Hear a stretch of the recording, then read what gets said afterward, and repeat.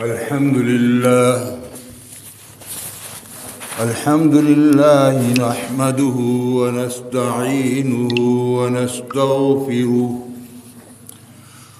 ونؤمن به ونتوكل عليه ونعوذ بالله من شرور أنفسنا ومن سيئات أعمالنا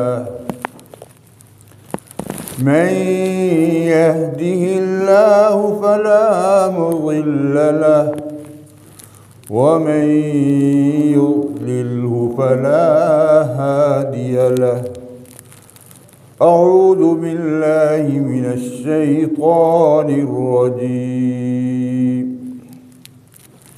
بسم الله الرحمن الرحيم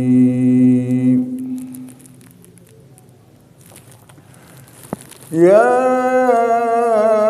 أيها الذين آمنوا اتقوا الله ولتنظر نفس ما قدمت لغد واتقوا الله إن الله خبير بما تعملون ولا تكونوا كالذين نسوا الله فأنساهم أنفسهم أولئك هم الفاسقون قال النبي صلى الله عليه وسلم الدنيا مزرعة الآخرة صدق الله وصدق على رسوله النبي الكريم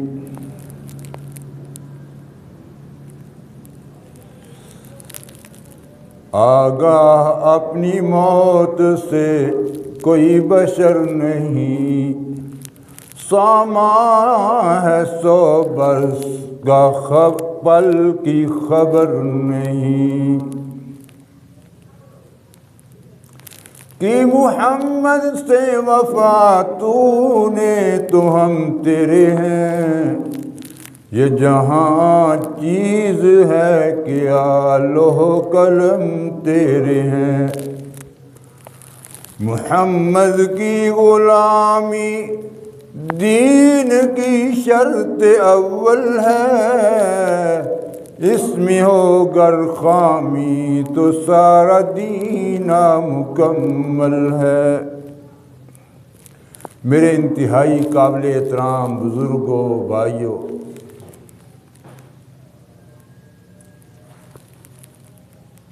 آپ جہاں بیٹھے ہوئے ہیں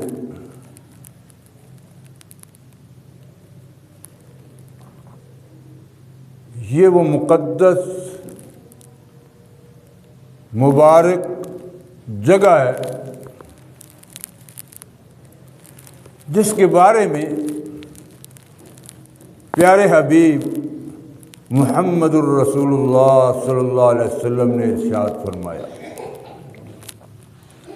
المؤمن فی المسجد کالسمک فی الماء، ایمان والا مسجد کے ماحول میں اس طرح خوش ہوتا ہے جیسے مچھلی پانی میں۔ دیکھ لی، یہ مشاہدہ ہے، یہ تحقیق ہے، ہر ایک کے سامنے ہے یہ بات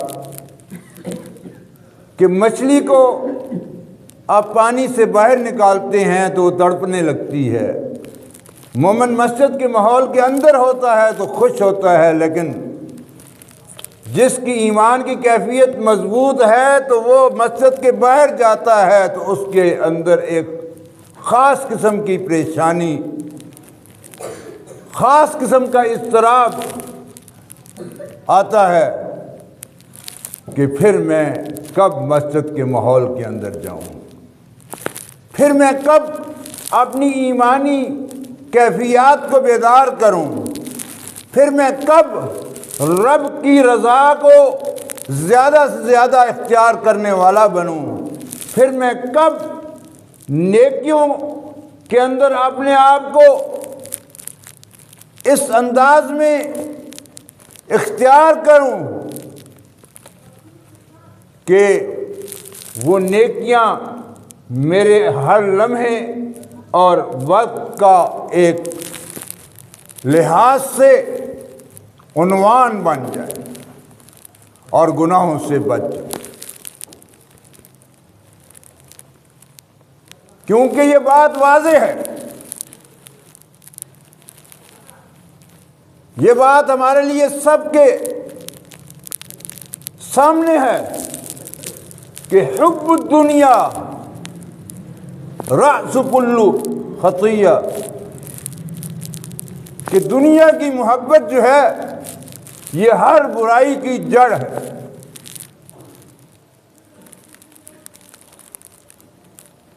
حب جاہ اس دنیا کی محبت کے ساتھ ہے، حب مال اس دنیا کی محبت کے ساتھ ہے، اور نفسانی خواہشات کی جتنی کیفیات ہیں وہ اس دنیا کی محبت کے ساتھ ہیں۔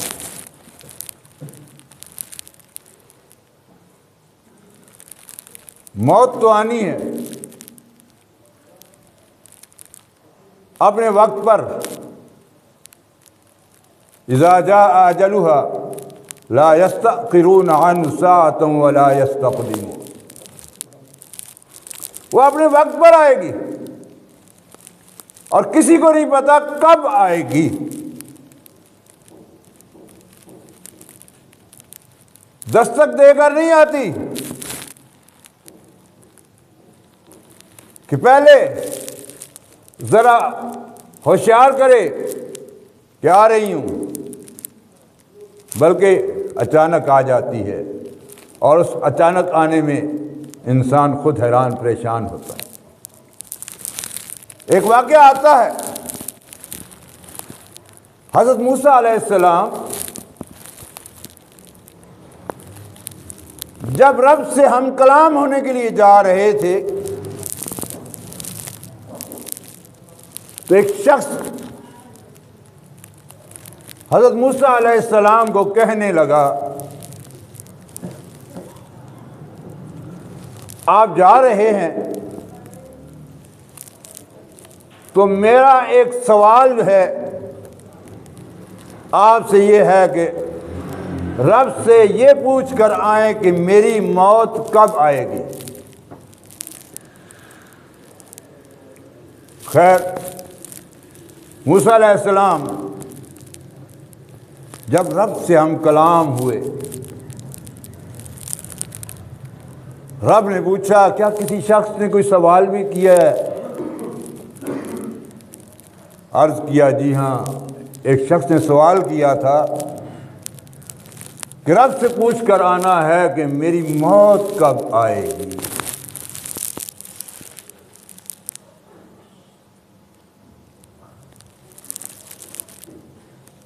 بتلا دیا گیا کہ موت اس کی فلاں دن فلاں وقت آئے گی۔ واپس آیا، اس نے پوچھا کہ ہاں جی بتائیے گا کہ میری موت کب آئے گی؟ ہاں جی فلاں وقت آئے گی آپ کی موت، اور فلاں دن آئے گی، اور فلاں جگہ آئے گی۔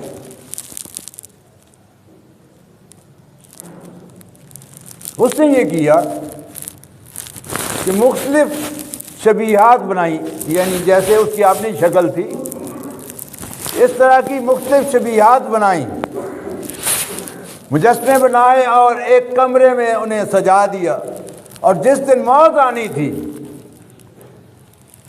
اس کے درمیان خود بیٹھ گئے، اور دل میں یہ سوچا کہ میں نے تو اپنا انتظام کر لیا ہے. جب ان مختلف شبیہات کو دیکھے گا اسرائیل بھی چکرا جائے گا کہ بھئی میں کس کی روح قبض کروں.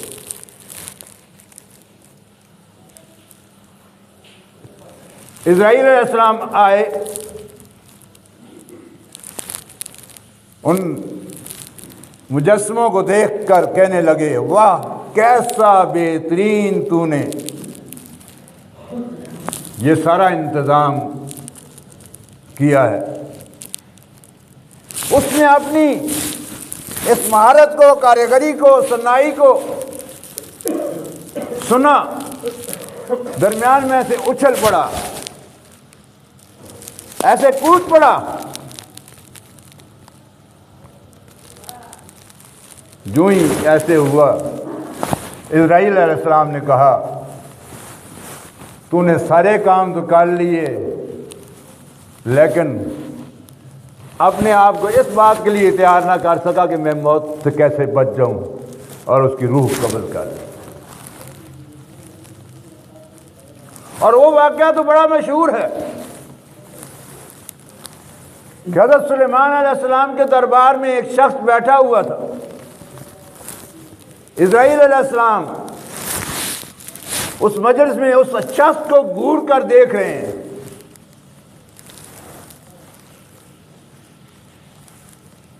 وہ شخص گھبرا جاتا ہے اور گھبرانے کے بعد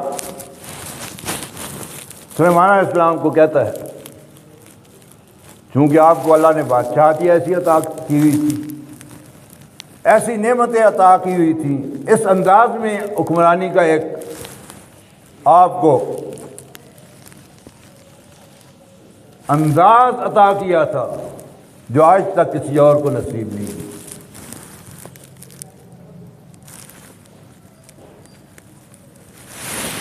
جب اس کو دیکھ رہے ہیں اسرائیل علیہ السلام تو وہ گھبرا گیا, کہنے لگا جی تخت کو حکم دیں کہ اڑا کر مجھے کسی اور خطے میں لے جائے. اس کا تخت جو ہے پھر ہوا سے اڑایا گیا اور دوسری جگہ پہنچایا گیا. وہاں جبرائیل علیہ السلام اسرائیل علیہ السلام پہنچے اور اس کی روح قبض کر لی. کچھ عرصے بعد جب پھر آمنا سامنا ہوتا ہے حضرت سلیمان علیہ السلام سے تو کہنے لگے وہ اس دن کا واقعہ کیا تھا. فرمانے لگے اس کی روح قبض کرنے کا مجھے فلاں جگہ حکم تھا اور یہ یہاں تھا. تو جب آپ کو اس نے کہا کہ میرے لیے جو ہے فلاں جگہ تخت کا انتظام کریں اور ہوا اڑا کر لے جائے اور وہاں میں پہنچوں, تو مجھے اس جگہ اس کی روح قبض کرنی تھی, تو اس شخص کی پھر میں نے اس جگہ روح قبض کر لی.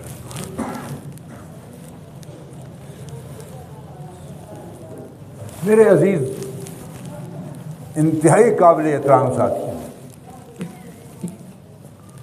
کسی عربی شاعر نے کیا خوب کہا, الا یا ساکن الکسر المعلی ستدفن عن قریب فی التراب له ملک ینادی کل یوم لدول الموت وبنول الخراب وقلیل عمرنا فی دار دنیا فمرجعنا إلى دار التراب. او اونچے اونچے محلات میں, بنگلوں میں, کوٹھیوں میں رہنے والوں, خوب غور سے سن لو اس بات کو, یہ کاشانہ جمیل ہے, یہ کاشانہ فرید ہے, یہ کاشانہ فلاں ہے, یہ فلاں ہے, یہ فلاں ہے, یہ فلاں کا گھر, فلاں کا گھر, فلاں کا گھر.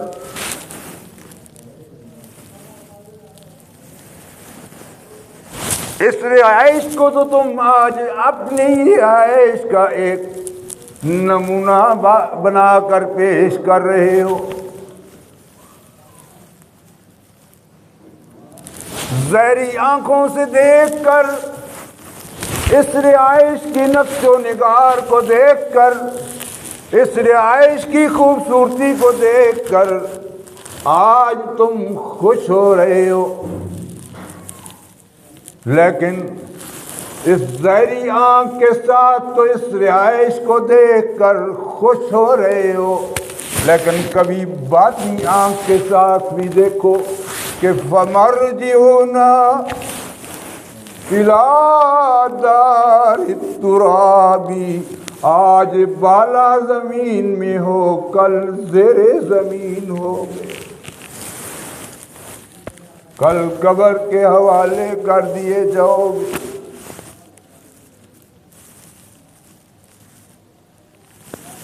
کسی بزرگ نے اس بات پر کیا خوب بات کہی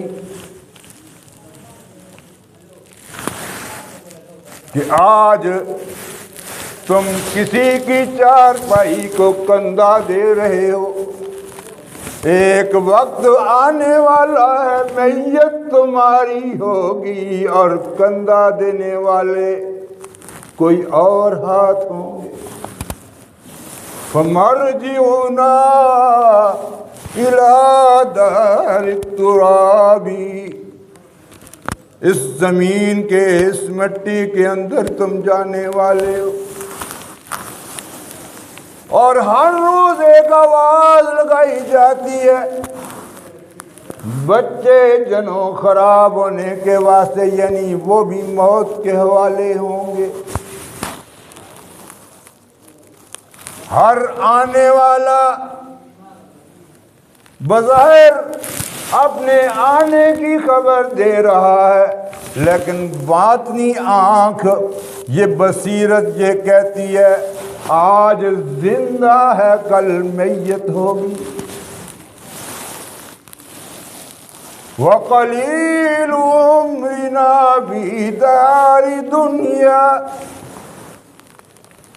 فَمَرْجِعُنَا إِلَىٰ دَارِ التُّرَابِ، دنیا کی یہ عمر بڑی ہی مختصر ہے، ہم 50 سال کہہ دیتے ہیں، 60 سال کہہ دیتے ہیں، 70 سال کہہ دیتے ہیں، چلیں 100 سال ہو گئی، قیامت کے اس 50,000 سال کے مقابلے میں 2 منٹ کی زندگی۔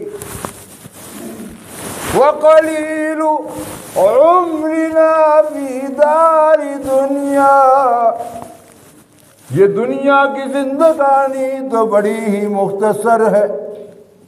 فَمَرْجِعُنَا إِلَىٰ دَارِ التُّرَابِ، وقت آنے والا ہے، ہم نے اسی مٹی کے حوالے ہونا ہے۔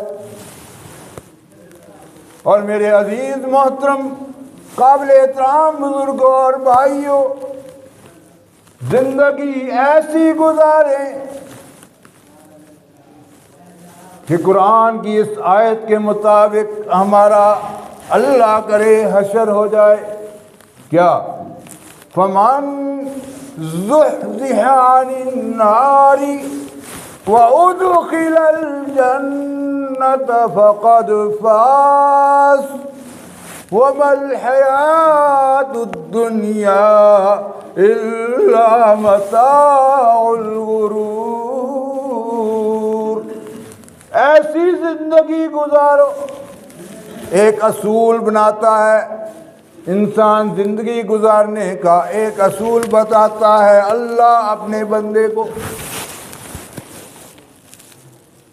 وہ اصول اللہ کیا بتاتا ہے،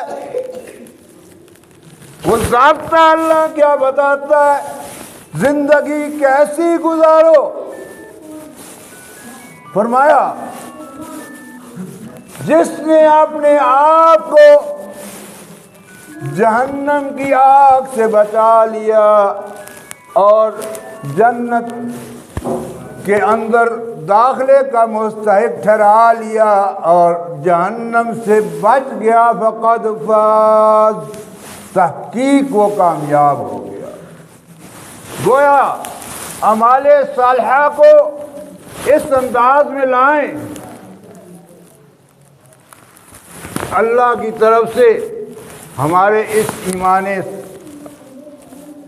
کامل کی یہ بنیاد بنے کہ ان الذین آمنوا وعملوا الصالحات كانت لهم جنات الفردوس نزلا خالدین فیها لا یبغون عنها حولا،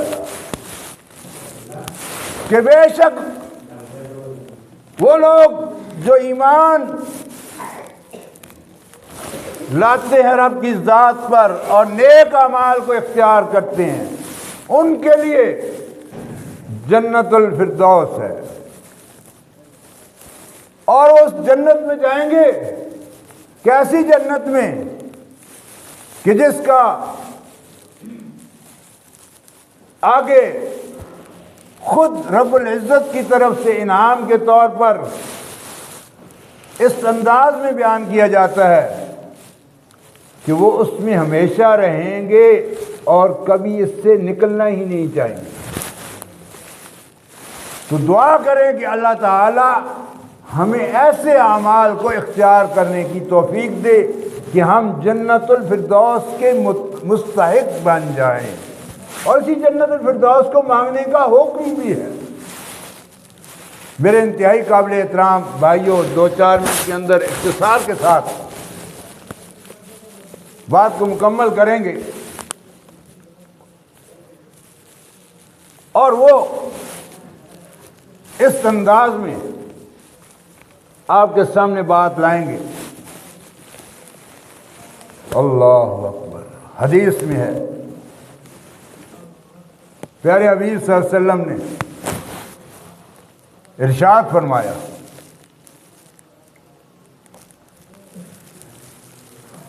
کہ رأس الحکمت مخافت اللہ، دانائی کی بنیاد اللہ کا ڈر ہے، اور اس کو اس انداز میں ذکر کیا، قیامت کے دن سارے اعمال کو تولا جائے گا، لیکن اس کا ایک عمل ایسا ہوگا جو بہت ہی وزنی ہوگا، جسے تولا نہیں جائے گا۔ صحابہ نے عرض کیا، اللہ کے رسول ذرا وضاحت فرمائیں۔ اللہ اللہ۔ رسول اللہ صلی اللہ علیہ وسلم نے ارشاد فرمایا کہ تنہائی کے عالم میں اپنے گناہوں کو یاد کر کے جب اللہ کے ڈر سے اس کی آنکھوں میں آنسوں کی برسات ہوگی، یہ جب آنسو اس کے ڈر سے نکل رہے ہوں گے تو ان آنسوؤں کا وزن اتنا زیادہ ہوگا، رب فرماتے ہیں ان کو تولا نہیں جائے گا۔ اور اسی لیے تو ایک اور موقع پر آپ نے ارشاد فرمایا کہ اللہ سے ڈرنے والا جو ہے وہ اللہ کے قریب کتنا ہوتا ہے، اسے اللہ اپنا کس انداز میں نزدیک کرتے ہیں۔ فرمایا اللہ کے ڈر سے رونے والا جو ہے وہ جہنم سے اس طرح دور ہوگا جیسے کسی جانور جو دودھ دینے والا جانور ہے، جب اس کا دودھ نکالا جاتا ہے تو واپس تھنوں میں نہیں جا سکتا، اسی طریقے سے وہ شخص جو رب کے ڈر سے روتا ہے وہ جہنم میں نہیں جا سکتا۔ یہ آنسو کسی غم سے تو نکلیں ٹھیک ہے، کسی اور اپنی ذاتی کیفیت سے بھی نکلیں ٹھیک ہے، لیکن کم از کم اپنے جذبات کو ایسا بنا لے، اپنے معمولات کو ایسے بنا لے، اپنی عبادت کو ایسا بنا لے کہ آنسو ظاہری اعتبار سے نکلتے ہیں تو اس کی تو ہمیں کسی نہ کسی درجے میں سب کو پہچان ہو جاتی ہے۔ آنسو یہ جب اس کی یاد میں نکلیں، اس کے خوف میں نکلیں، اس کی محبت میں نکلیں تو پھر بات بن جاتی ہے۔ تو ہمارے اندر اللہ کا ڈر آ جائے، اسی لیے اس چیز کو رسول اللہ صلی اللہ علیہ وسلم نے کس انداز میں رکھا، اس بات کو سن لیں۔ رسول اللہ صلی اللہ علیہ وسلم نماز کے لیے کھڑے ہوئے، نماز پڑھتے ہیں، اور نماز پڑھنے کے دوران اللہ کی یاد میں جب ان کی گریہ ہوتی ہے، زاری ہوتی ہے، تو صحابہ اکرام رضوان اللہ تعالی علیہم اجمعین فرماتے ہیں کہ ہمیں تو یوں محسوس ہوتا تھا جیسے ہنڈیا میں کوئی چیز ابل رہی ہے، پک رہی ہے۔ تو اللہ کرے کہ ہمیں اس انداز میں اللہ کا قرب، اللہ کی معیت، اللہ کی خشیت، اللہ سے تعلق نصیب ہو جائے، تاکہ ہمارا ظاہر بھی اللہ اس انداز میں بنائے کہ ظاہری اعمال بھی سارے اس سے ڈر کر ہوں، اور باطنی اعمال بھی سارے اس سے ڈر کر ہوں، خلوت میں بھی سارے اعمال اس سے ڈر کر ہوں، جلوت میں بھی ہمارے اعمال اس سے ڈر کر ہوں، اپنے ماحول میں بھی سارے اعمال اس سے ڈر کر ہوں، اور غیروں کے بیگانوں کے ماحول میں بھی سارے اعمال اس سے ڈر کر ہوں۔ جب یہ حالت ہوگی تو انشاءاللہ وہ کیفیت ہوگی۔ صرف مجھے اندازہ ہو رہا ہے کہ ٹائم تھوڑا سا اوپر ہوا ہے، لیکن یہ بات مکمل کرنے کے لحاظ سے دو چار باتیں عرض کر رہا ہوں کہ قرآن میں آتا ہے اتقوا اللہ حق تقاتی، اللہ سے ڈرو جیسا اس سے ڈرنے کا حق ہے، ولا تموتن الا وانتم مسلمون، اور موت اس حالت میں آئے کہ ہم مسلمان ہوں۔ تو اب کیا ہے کہ اس کی وضاحت حدیث میں ایسے آئی کہ تمہاری موت جس حالت میں آئے گی اسی حالت میں تمہارا حشر ہوگا، لہذا ہم اس طرح اپنی زندگی کو بسر کریں تاکہ ہماری موت آئے تو اللہ رب العزت ہمارے لیے کامیابی مقدر فرما کر، عزت مقدر فرما کر ہماری دنیا کو بھی کامیابی کے ساتھ، ہماری قبر کو بھی کامیابی کے ساتھ، اور پھر حشر کو بھی کامیابی کے ساتھ ہمارے لیے سارے سلسلوں کو اللہ اپنی رحمت سے ایک ساری چیز کو قبولیت کا درجہ دے دے۔ جب انشاءاللہ یہ ہماری سوچ بن جائے گی، جذبہ بن جائے گا، تو اللہ تعالی ہماری عبادت میں حلاوت اور مٹھاس پیدا فرما دے گا۔ وما علینا الا البلاغ، سنتیں ادا کریں۔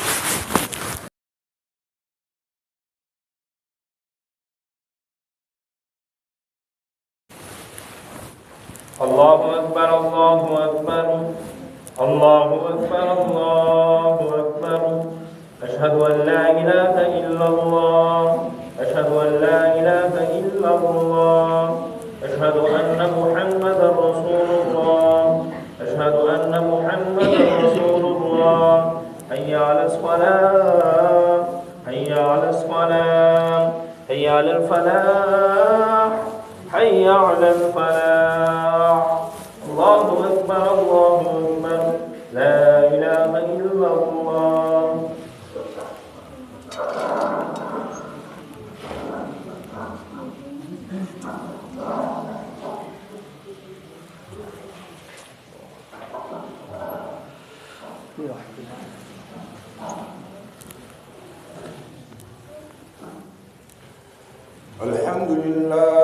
الحمد لله نحمده ونستعينه ونستغفره ونؤمن به ونتوكل عليه ونعوذ بالله من شرور أنفسنا ومن سيئات أعمالنا من يهده الله فلا مضل له ومن يضلل فلا هادي له أما بعد فأعوذ بالله من الشيطان الرجيم بسم الله الرحمن الرحيم يا أيها الذين آمنوا اتقوا الله ولتنظر نفس ما قدمت لغد واتقوا الله إن الله خبير بما تعملون ولا تكونوا كالذين نسوا الله فأنساهم أنفسهم أولئك هم الفاسقون. قال النبي صلى الله عليه وسلم الدنيا مزرعة الآخرة. وقال عليه الصلاة والسلام الدنيا سجن المؤمن وجنة الكافر. وقال عليه الصلاة والسلام حب الدنيا رأس على كل خطيئة. بارك الله لنا ولكم في القرآن العظيم ونفعنا وإياكم بالآيات والذكر الحكيم. إنه تعالى جواد كريم ملك بر رؤوف رحيم.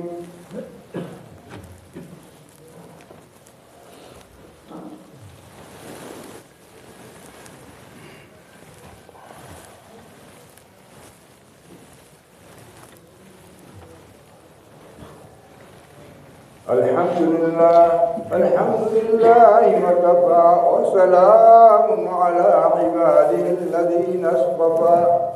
أعوذ بالله من الشيطان الرجيم بسم الله الرحمن الرحيم. قد أفلح من تزكى وذكر اسم ربه فصلى بل تؤثرون الحياة الدنيا والآخرة خير وأبقى إن هذا لفي الصحف الأولى صحف إبراهيم وموسى. قال النبي صلى الله عليه وسلم الله في أصحابي لا تتخذوهم من بعدي غرضا فمن أحبهم فبحبي أحبهم ومن أبغضهم فببغضي أبغضهم. وخير القرون قرني ثم الذين يلونهم ثم الذين يلونهم. والسلطان المسلم أهان الله في الأرض. إن الله يأمر بالعدل والإحسان وإيتاء ذي القربى وينهى عن الفحشاء والمنكر والبغي يعظكم لعلكم تذكرون. اذكروا الله يذكركم ولذكر الله تعالى أعلى وأولى وأعز وأجل وأتم وأكبر.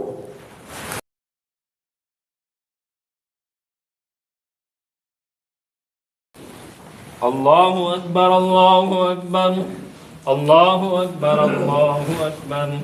أشهد أن لا إله إلا الله أشهد أن لا إله إلا الله أشهد أن محمدا رسول الله أشهد أن محمدا رسول الله. حي على الصلاة حي على الصلاة حي على الفلاح حي على الفلاح. قد قامت الصلاة قد قامت الصلاة. الله أكبر الله أكبر لا إله إلا الله. الله أكبر.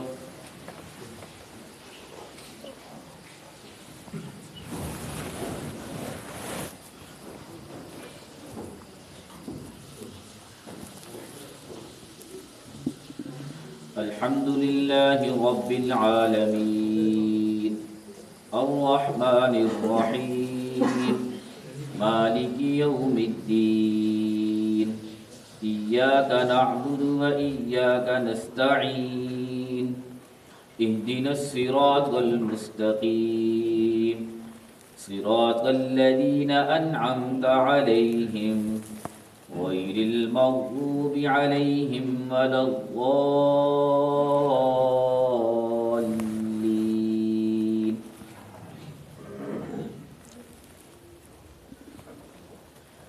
والتين والزيتون وطور سينين وهذا البلد الأمين لقد خلقنا الإنسان في أحسن تقويم ثم رددناه أسفل سافلين إلا الذين آمنوا وعملوا الصالحات فلهم أجر غير ممنون فما يكذبك بعد بالدين أليس الله بأحكم الحاكمين الله أكبر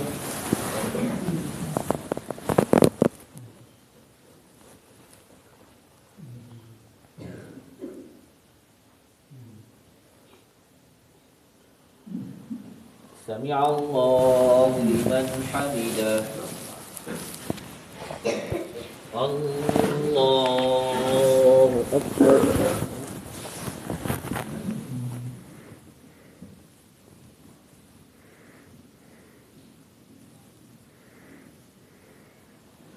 الله أكبر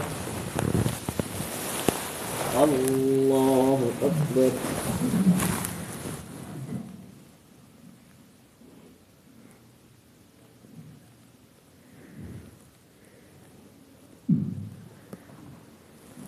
الله أكبر الحمد لله رب العالمين الرحمن الرحيم مالك يوم الدين إياك نعبد وإياك نستعين اهدنا الصراط المستقيم صراط الذين أنعمت عليهم غير المغضوب عليهم ولا الضالين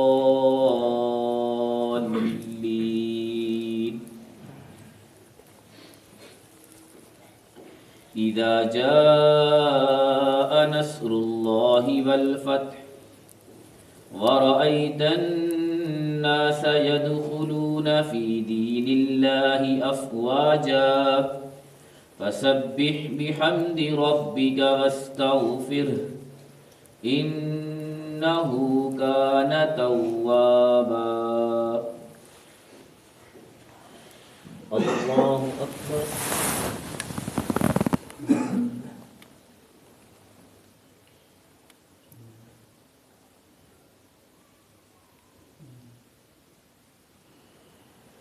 سمع الله لمن حمده الله أكبر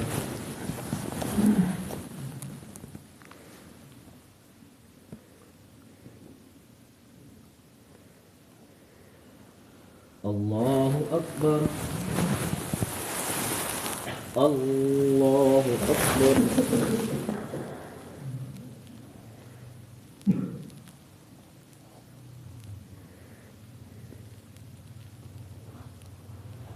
الله أكبر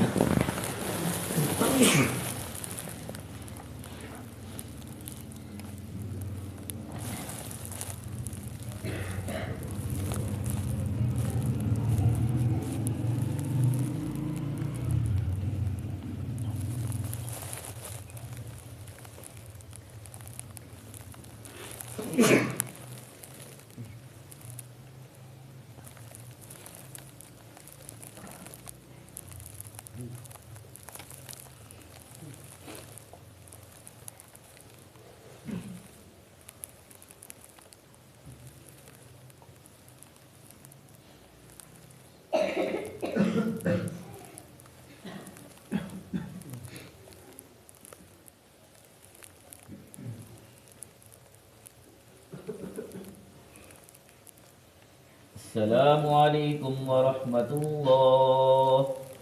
السلام علیکم ورحمۃ اللہ. آمین یا رب العالمین. اللهم صل علی محمد وعلى آل محمد كما صليت على إبراهيم وعلى آل إبراهيم إنك حميد مجيد. اللهم بارك على محمد وعلى آل محمد كما باركت على إبراهيم وعلى آل إبراهيم إنك حميد مجيد. اللهم ارحمنا بالقرآن العظيم. اللهم انفعنا بالقرآن العظيم. اللهم افتح قلوبنا على ذكرك يا حي يا قيوم برحمتك نستغيث. رب اغفر وتجاوز عما تعلم إنك أنت العز الأكرم. اللهم إنا نسألك الهدى والتقى والعفاف والغنى. اللهم أعنا على ذكرك وشكرك وحسن عبادتك. اللهم قنا عذابك يوم تجمع عبادك. اللهم إنا نعوذ بك من عذاب القبر ونعوذ بك من عذاب الحشر ونعوذ بك من فتنة المسيح والدجال ونعوذ بك من المحيا والممات ونعوذ بك من المأثم والمغرم. الہ العالمین ہمارا یہاں آنا قبول و منظور فرما. اپنی شان کے مطابق اللہ اجر و ثواب نصیب فرما. اللہ اسی طریقے سے مسجد کے ساتھ اور یا اللہ نیک اعمال کے ساتھ نیک مجالس کے ساتھ ہم سب کو تعلق وابستگی نصیب فرما. الہ العالمین اپنی تمام رضا والے کاموں میں ہم سب کو قبول و منظور فرما. الہ العالمین اپنی ناراضگی والے کاموں سے ہماری حفاظت فرما. اللہ پیارے حبیب محمد الرسول اللہ صلی اللہ علیہ وسلم کے نورانی اور مبارک اعمال میں ہم سب کو جوڑنے کی توفیق نصیب فرما. الہ العالمین خلاف شرع جتنے بھی کام ہیں ان سے اپنے آپ کو بچانے کی توفیق نصیب فرما. الہ العالمین ہم سب کو جتنے بھی نیک اعمال ہیں اللہ اس میں استقامت نصیب فرما. اللہ اس میں اخلاص نصیب فرما. اللہ اس میں مداومت نصیب فرما. الہ العالمین جہاں جہاں نیک لوگ اور مخلصین محبین تیرے دعائیں کر رہے ہیں اس کا وافر حصہ ہم سب کو بھی نصیب فرما. اللہ تمام روحانی جسمانی بیماروں کو صحت کاملہ عاجلہ نصیب فرما. آج تک جتنے مسلمان دنیا سے پردہ فرما گئے ہماری نعمت اللہ صاحب کی والدہ محترمہ سمیت یا اللہ سب کی کامل بخشش فرما.